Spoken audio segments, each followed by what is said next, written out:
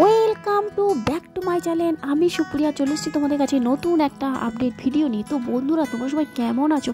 আশা করছি তোমরা সবাই ভালো আছো, সুস্থ আছো আর স্বাভাবিক আছো, আর আমিও খুব ভালো আছি। তো চলো, প্রত্যেক দিনের মতো আজকেও আবার একটা নতুন রেসিপি নিয়ে এসেছি। তো যদিও এটা নতুন না, তো চিকেন সবাই রান্না করে, কিন্তু সবাই আলাদা আলাদা পদ্ধতিতে রান্না করে। তো চলো, যাই হোক, এই শীতের প্রচণ্ড ঠান্ডাতে শীতের এই সন্ধেবেলায় যদি একটু পাতলা পাতলা করে চিকেনের ঝোল আর গরম ভাত হয়, তাহলে কিন্তু দারুণ মজা হয়। তো চলো, আর আমি সেটাই করব। তো গরম গরম ভাত আর চিকেনের ঝোল। তো চলো, তোমরা আমার সঙ্গে থাকো, দেখতে থাকো, সাথে থাকো আর পাশে থাকো। আর আমি খুব সাধারণভাবেই চিকেনটা রান্না করছি। তো বন্ধুরা দেখো, যেরকমভাবে মা মাসিমারা করেন বাড়িতে, আমি ঠিক সেরকমভাবেই করছি। ধনেপাতা, কাঁচা লঙ্কা মাস্ট, এটা চাই। তো ধনেপাতা, কাঁচা লঙ্কা এই শীতের দিনেতে যে কোনো খাবারেতে ধনেপাতা, কাঁচা লঙ্কা দিলে কিন্তু দারুণ ভালো লাগে। তো যার জন্য ধনেপাতা, কাঁচা লঙ্কা তো থাকবেই রান্নার রেসিপির মধ্যে।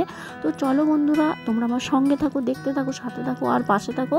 আর এই দেখো, আমি মশলাটা প্রথমে কষে নিলাম, আর চিকেনটা প্রথমে আমি ভালো করে ধুয়ে নিয়েছি, আর ধুয়ে নিয়ে আলাদা পাত্রে রেখে দিয়েছিলাম। তো এবারে মশলাটা কষানো করে তারপরে আমি এবারে চিকেনগুলো দিয়ে ভালো করে কষাবো 10-15 মিনিট ধরে। আর বন্ধুরা, মিট মশলা দিতে হবে।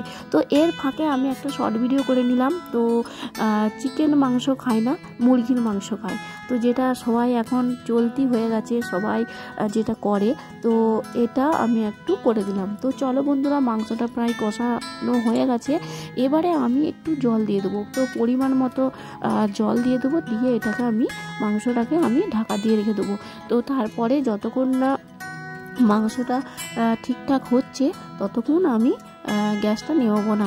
তো চলো বন্ধুরা, তোমরা আমার সঙ্গে থাকো, দেখতে থাকো, সাথে থাকো আর পাশে থাকো।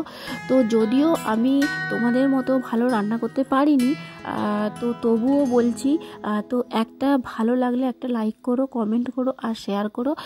তো চলো, তোমরা আমার সঙ্গে থেকো। তো চলো বন্ধুরা, এই দেখো চিকেনটা প্রায় হতে যাচ্ছে, আর এই দেখো কালারটা কত সুন্দর এসেছে বন্ধুরা, দারুণ একটা।